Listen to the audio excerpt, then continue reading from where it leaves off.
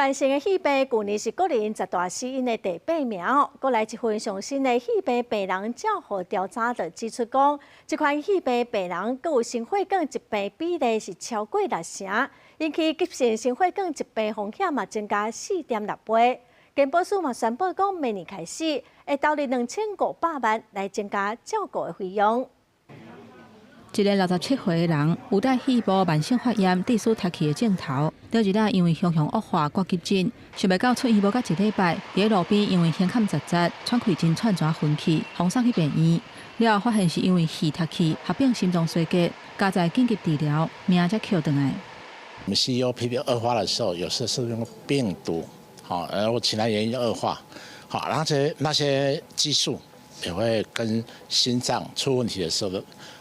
它的技术是有重叠的，所以这是一个共病的现象。根据卫福部2024年的统计，慢性的呼吸道的疾病排伫咱国民众10大死因的第8个，死亡人数超过6000人。慢性肺部脱气就算伫这类内底，简称 COPD。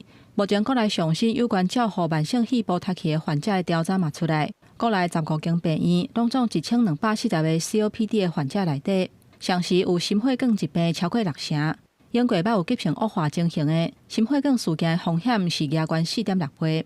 所以健保署宣布，为明年开始会调关 COPD 照护的费用甲奖励点数。